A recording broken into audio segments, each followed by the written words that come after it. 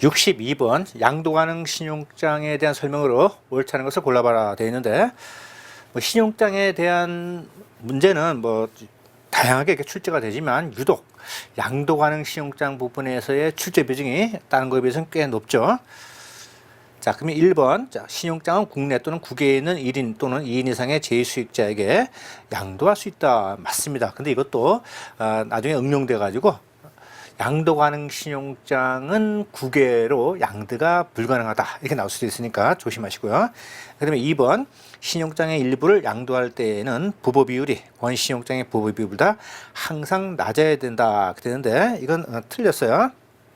원신용장의 부보 비율보다 같거나 항상 높아야 돼요. 그래서 보시면은, 자, 신용장 부보 비율을 보게 되면 $100만 짜리 신용장이 있다고 가정했을 때 제1수익자가 제2수익자에게 일부분, 그러니까 $100만 짜리를 $80만 이렇게 줄여서 감액 양도한 경우에 보험 부보 비율을, 즉 보험 금액의 비율을 정해야 되는데, 자, 그럼 이제 $100만 짜리가 $100만 짜리가 이제 80만 불이 됐단 말이에요. 80만 불. 자, 그럼 100만 불은 원래 보험가액이 이제 110%니까 110만 달러가 돼야 되겠죠. 그죠? 근데 이거에 대해서 똑같이 110%를 적용하게 되면은 이것은 88만 달러가 되잖아요. 그러면 원래의 보험 부보비율이 12만 달러보다 적어지게 되니까 이거와 맞추기 위해서 137.5%로 인상을 해서 양도를 해야지만이 이 보험의 부부 비율 110만 불에 맞춰지게 되는 것이죠. 그래서 2번 틀렸네요. 자, 신용장의 일부를 양도할 때에는 부부 비율이 원신용장의 부부 비율보다 높거나 항상 같아야 된다. 이렇게 정리하시면 되겠네요. 그래서 2번 틀렸고요. 계속 보시게 되면, 자, 제2수익자의 요청 시에는 1차 양도된 금액의 미사용분을 제1수익자에게 재양도할 수 되는데, 자, 제2수익자가 양도를 받았어요. 이 수익자. 근데 보니까 자기가 사용하기 어려워. 그래서 일부분만 사용했다든지 또는 사용을 안 했다든지 그러면 그것을 다시 제1수익자에게 재양도하니까 그러니까 다시 이제 반환할 수 있다, 이런 얘기 되겠어요. 그다음에 4번 신용장을 양도할 경우 제1수익자는 개설 의뢰인의 명의란을 자신의 것으로 대체할 수 있다 되는데, 제1수익자가 이제 양도를 할 때 양도하는 그 서류에 개설 의뢰인의 이름이 있을 수 있단 말이에요. 그죠? 그 개설 의뢰인의 이름을 적어야 되는데, 그것을 개설 의뢰인의 이름을 적지 않고 자기의 이름으로 적어서 양도할 수 있다, 이런 얘기 되겠어요. 그 왜 그러냐면 제1수익자가 제2수익자에게 양도할 때 원수입자, 다시 말해서 신용장 개설 의뢰인을 노출시키고 싶지 않을 때 바로 이제 이렇게 할 수 있게 되는 것이죠. 정답 2번 되겠고요. 자, 63번 국제복합운송의 여러 형태를 옳게 연결하는 것은 묻고 있는데, 자, 해륙, 바다와 육상의 복합운송에서 해상, 육상, 해상으로 이어지는 운송구간 중 중간 구간인 육상운송구간을 말한다 되는데, 우리 국제복합운송에서 배웠죠, 그죠? 그래서 이쪽에 극동에서 오는 물품, 태평양을 건너서 대서양으로 빠져나오는 물품 같은 경우는 중간에 미 대륙에 막고 있죠, 그죠? 그래서 이렇게 미국이나 또는 캐나다를 경유해서 가게 되는데, 이 대륙이 마치 바다와 바다를 이어주는 육계 역할을 하게 된다. 그래서 이러한 운송 시스템을 랜드 브리지 시스템이다, 이렇게 배웠죠. 그래서 1번, 2번 피기백 다 틀렸고 3번, 4번이 이제 후보로 떠올랐네요. 그 다음에 B, 화물 차량을 철도 차량에 적재하고 운행하는 방식.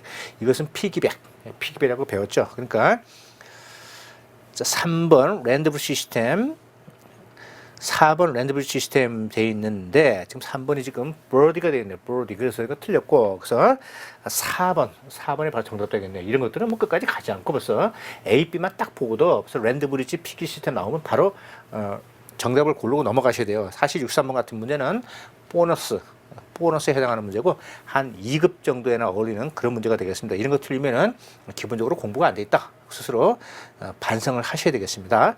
자, 계속 보시면 해상운송과 공로운송을 연계해서 일관 시스템을 운영하는 방식. 그러니까 해상운송이 주가 되고, 그러니까 해상운송에다가 내륙운송, 트럭운송이죠. 이걸 연계하는 방식. 그러니까 이것은 해상 운송을 위주로 한다. 그래서 피시백이 되었고, 그다음에 항공 운송과 공路운송을 연계해서 일관 시스템 운송하는 방식. 그러니까 항공 운송이 이제 주가 되는 방식을 말하는 것이죠. 그래서 이것은 날아가는 거죠. 그러니까 새가 날아가니까 bird 시스템이 되겠습니다. 정답 4번 되겠고요. 보너스 문제였습니다. 64번 국제 상사 중재에 대한 설명으로서 옳지 않은 것은, 자, 국제 상사 중재에 대한 내용도 거의 뭐 매회 빠지면 출제가 되는데 대부분 본 강의하고 교재 내용만 충실하게 알면 다 맞출 수 있는 그런 평범한 문제가 많이 나오죠. 자, 1번 중재 판정은 국제적으로 단심제에 의함으로 판정 내용에 불복하는 경우에는 다른 나라로 가서 다시 중재를 신청해야 된다 되는데, 자, 중재 판정은 국제적으로 단심제에 의하는 거 여긴 맞아요. 여긴 맞아요. 근데 판정 내용에 불복할 수는 없어요. 판정 내용 이건 최종적이죠. 파이널. 근데 판정 내용에 불복해가지고 다른 나라에서 중재를 신청하는 것은 안 된다. 단심제 한방불호수로 끝난다. 정답 1번 되겠네요. 그 다음에 2번 보시면 뭐 국제 중재 판정의 효력은 법원의 확정 판결과 같다. 그래서 바로 최종적으로 좀 확정되는 그러한 효력이 있고요. 그 다음에 집행력을 가지고 있죠. 그 다음에 세 번째, 중재 판정 절차에 대하여 오류 내지 하자가 있는 경우는 법원의 중재 판정 취소에 소를 제기할 수 있다. 자, 중재 판정 그 자체에 불복을 해가지고 판정을 취소해달라고 소송을 내는 것은 안 되지만 중재를 진행하는 그 절차, 뭐 중재인의 선임 절차라든지 이런 것들이 제대로 법적인 절차를 거치지 않고 중재 판정이 이루어졌다.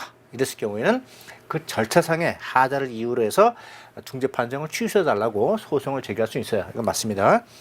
그다음에 네 번째, 유효한 중재 합의가 있는 경우에는 법원에 소송을 제기할 수 없고 소송을 제기하더라도 기각되는 것이 일반적이다 되겠어요. 그러니까 중재 합의가 있는 경우에는 중재 합의를 따라야 되는데 중재 합의가 있음에도 불구하고 그걸 무시하고 법원에다가 소송을 제기할 경우에는 중재 합의가 있기 때문에 법원에서는 그런 소송을 받아들이지 않고 그냥 기각시켜 버린다. 다시 말해서 받아들이지 않는다. 이런 말 되겠습니다. 그 다음에 65번 추정전손이 발생하면 피보험자가 보험자에게 위부 통지를 해야 하고 보험자가 위부의 수락 여부를 결정하기 전에 보험자나 피보험자가 피보험 목적물의 회복, 구조 또는 보존을 위하여 필요한 조치를 취한다고 해서 이를 위부의 수락이나 포기로 간주하지 않는다는 취지의 약관은 무엇인가? 되게 긴데, 자, 이런 경우 한번 보겠습니다. 어떤 화물이 추락을 해가지고 지금 해안가, 이게 해안이고요. 여기에 지금 탁 걸려 있단 말이에요. 걸려 있어. 자, 그래서 이제 손실이 굉장히 커요. 그래서 이것을 위부 통지를 했단 말이에요.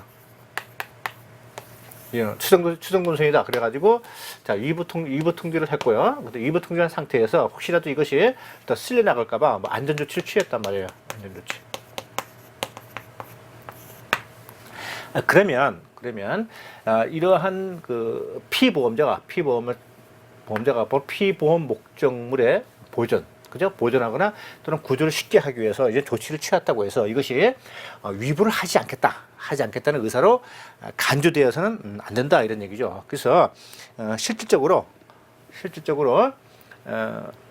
어떤 내가 권리를 행사해야 되는데 그러한 권리를 내가 지금 행사하지 않았다고 해서 그러한 권리가 포기되지 않는 거, 이것이 바로 waive clause, 권리 불포기 조항이 되겠습니다. 그래서 위부 통지를 이제 해야지만 추정논선이 이제 성립되는 것이죠. 근데 위부 통지를 해놓고 다시 이것을 안전하게 구조하려는 조치를 취했다고 해서 위부를 안 하려고 하는 그런 것은 아니다, 이런 내용이 되겠습니다. 지문을 굉장히 비비과 가지고 읽는 제가 다 헷갈리네요. 그다음에 두 번째 duty of assured clause 있게 되는데 이것은 이제 피보험자 의무약관, 그래가지고 피보험자나 그 대리인은 손해를 방지하거나 또는 손해액을 줄이도록, 즉 경감할 수 있도록 모든 합리적인 조치를 취해야 된다 하는 뭐 당연한 얘기 되겠고요.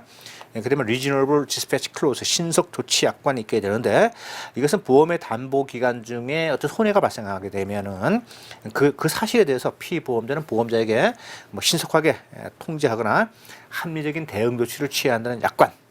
되겠고요. 근데 forwarding charge clause에서 개반 비용 약관이 있게 되는데 원래 목적지 항구에서 항해가 이제 종료가 되면은 이제 화물의 손상을 피하기 위해서 화물을 내려놓고 보관하고 그 다음에 이제 원래 목적지까지 계속 운반하는데 필요한 비용에 대한 담보 조항이 되겠네요.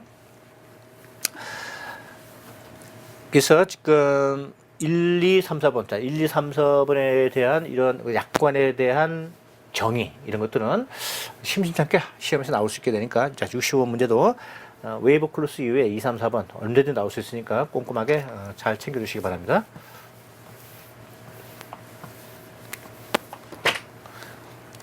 자, 그 다음에 위부와 대위에 관한 설명으로 옳은 것은 되는데 104회는 이제 유독 위부와 추정전선에 대한 문제가 많이 출제가 되네요. 보통 이런 경우는 그렇게 드문데 자, 그러면 1번 대위는 전손이 성립하는 경우에만 적용된다 되는데 이건 틀렸고요. 대위는 전손, 분손 다 해당돼요. 대위는 전손, 분손 모두 해당이 된다. 그래서 전손이든 분손이든 손해배상에 대해서 청구를 하게 되면 보험자가 피보험자에게 보험금을 지급을 하게 되죠. 하지만 위부는 추정전손이 성립하는 경우에만 적용이 되는 것이죠. 2번 현실전손의 경우에도 보험금액 전액을 보상받기 위해서는 위부를 해야 된다. 되는데 위부는 추정전손에 해당하는 경우고 자 현실전손의 경우에는 뭐 위부 같은 거 통지할 필요 없고 그다음에 그러한 손해가 발생했다는 사실을 통보하고 그다음에 보험금을 청구하면 다 지급을 받게 되어 있죠. 그래서 현실 전손의 경우에는 위부의 과정이 필요 없고 그러한 사실만 통지하고 보험금을 수령할 수 있다. 그다음에 네 번째 대위권은 보험금을 지급한 때에 발생한다 되는데 여기서 대위라는 말은 바로 권리의 이전을 말하죠. 대위는 권리의 이전 어떤 법적인 절차에 따라서 권리를 이제 이전하는 것을 대위라고 하는데 자 그러면 여기서 이제 어떤 이런 거 한번 보겠습니다. 우리 운송인이 있고요. 운송인이 있고 이제 화물이 이렇게 있어요. 화물이. 그래서 운송인의 잘못을 인해서 화물에 손상을 입었단 말이에요. 그래서 그것이 예를 들어서 1만 달러라고 칩시다. 자, 그럼 운송인은 이쪽에 화주에게 보상을 해줘야 되는데 화주가 바로 피보험자가 되겠죠. 피보험자. 이거에 대해서 보험자는 보험에 들인 경우에 보험금을 지급을 하고 다시 보험자는 운송인에게 이제 구상권을 청구하죠. 자, 구상권을 행사해서 운송인아, 네가 원래 이 피보험자에게 1만 달러를 지급을 해야 되는데 내가 너 대신 먼저 지급을 했거든. 그러니까 너 나한테 내놔. 하는데 운송인이 네가 무슨 권리로 이렇게 따질 수 있겠지, 그죠? 그래서 보험자는 보험금을 지급을 하고 화주로부터 이런 청구할 수 있는 권리를 이전받아야 돼요. 이전. 바로 이 권리 이전받는 것이 바로 대위가 되겠어요. 그래서 권리 이전받아가지고 이제 구상권을 이제 행사할 수 있게 되는 것이죠. 자, 그런데 보험자가 피보험자에게 보험금을 지급하지 않은 상태에서 야, 내가 운송에다 받아가지고 너한테 돈 줄게. 이건 안 된다는 거예요. 이건 안 되는 거. 그래서 권리를 이전받으려면 반드시 피보험자에게 보험금을 지급하고 해야지만이 권리가 이전되는 것이죠. 따라서 대위권은 보험금을 지급한 때에 발생한다. 이것이 맞습니다. 정답 3번. 그다음에 네 번째, 위부제도는 모든 손해보험에 존재한다. 이건 틀렸고요. 위부제도는 추정전선에서 나오는 것이고 추정전선은 해상보험에서만 적용되는 개념이 되겠습니다. 다음에 67번 되어 있는데 선화증권은 요식증권이라는 것은 갖춰야 될 내용들은 전부 다 기재가 돼야지만이 법적인 효력이 있는 거. 그것이 바로 요식증권이 되겠습니다. 뭐 환어음 같은 거 이런 것도 여기에 다 이제 해당이 되는 거. 환어음, 그다음에 뭐 보험증권 이런 것들이 전부 다 요시증권에 해당되죠. 반드시 기재해야 되는 법정 기재사항과 계약 당사자 간의 합의에 의한 임의 기재사항으로 이루어진다. 다음 중 법정 기재사항으로 옳지 않게 설명된 것은 제가 설명드릴 건 없고요. 67번 문제도 역시 마찬가지로 그 무형영어 2급에서 출제가 되는 문제인데 1급에 이제 나왔네요. 그러면 선화증권은 요시증권이기 때문에 이제 기재될 사항이 있게 되는데 크게 이제 법정 기재사항과 임의 기재사항이 있어요. 그래서 그걸 묻고 있는데 보니까 이제 법정 기재사항보다는 이제 임의 기재사항이 좀 적죠, 내용이. 그죠? 그러니까 임의 기재사항만 외우시면 되겠어요. 그죠? 이거는 뭐 제가 설명드릴 내용이 아니고 외우는 것밖에는 방법이 없습니다. 그래서 자, 선화증권의 발행 통수, 운송인의 면책사항, 뭐 수화인 이렇게 되어 있는데 운송인의 이제 면책사항은 임의 기재 사항이 되겠어요. 그래서 틀렸네요. 자, 67번 외우는 것밖에는 방법 없고요. 68번 자유무역 협정관세 적용 시 적용 세율에 대한 설명으로 옳지 않은 것을 골라봐라 되는데 덤핑 방지 관세는 일반적으로 적용되는 세율에 대해서 적용된다 되는데 그렇죠. 만약에 기본관세가 어떤 물품이 8%인데 덤핑 방지 관세가 적용되는 경우에는 여기다가 바로 덤핑 방지 관세를 이제 더해서 세율이 적용되는 것이죠. 그다음에 한미 FTA 적용 대상 물품목과 세율은 자유무역협정 관세특례법 시행령 별표에 규정되어 있다. 너무나 그 당연한 얘기가 되겠고요. 그다음에 세 번째 농림축산물에 대한 특별 긴관세, 세이프가드죠. 저거는 특별 긴관세인데 세이프 긴급하게 보호할 필요가 있다. 그래서 이제 세이프가드, 그래서 SG라고 이제 부르게 되는데 관세율 높낮이에 관계없이 최우선적으로 적용이 되어 있어요. 그죠? 그래서 뭐 상계관세, 그다음에 덤핑 방지 관세, 그다음에 긴급관세 이런 것은 1순위죠, 1순위. 그러니까 항상 최우선적으로 적용되는 거 맞습니다. 그러면 이제 정답은 4번 되겠네요. 자유무역협정 관세율이 상계 관세율보다 높은 경우에 자유무역협정 세율을 적용한다 되는데 자유무역협정 세율이니까 이제 이건 FTA죠. FTA는 2순위입니다. 2순위. 그래서 이렇게 2순위의 FTA 세율보다 이하의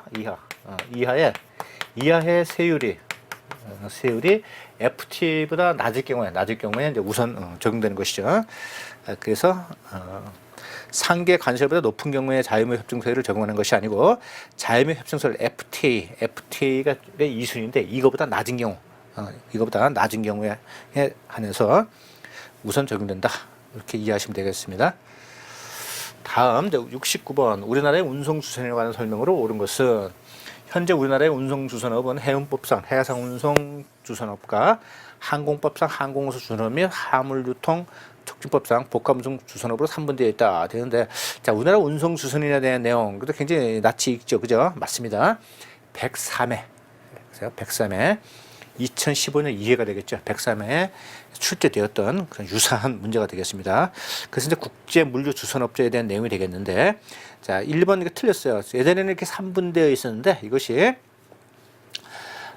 우리나라의 그 물류정책기본법이 이제 적용이 되면서 이게 다 통합이 돼 버렸어요. 그래서 1번은 해당 사항이 없고요, 틀렸고요. 그다음에 2번, 자, 우리나라의 운송주선업은 물류정책기본법상 국제물류주선업으로 일원했다. 그죠? 이거 맞습니다, 그죠? 1번의 내용이 전부 다 통합이 돼가지고 지금 국제물류주선업으로 일원화되었고, 국제물류를 하는 이 주선업자를 바로 국제물류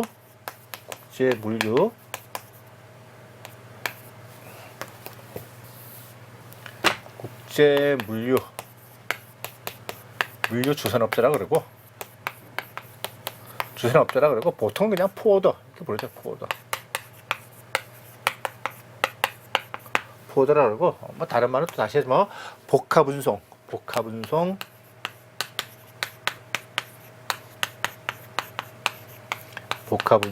주선업자 프레이트 포워더 이렇게 복합운송 주선업자 그러는데 국제물류 주선업자, 포워더, 복합 주선업자 다 같은 말입니다. 다 같은 말.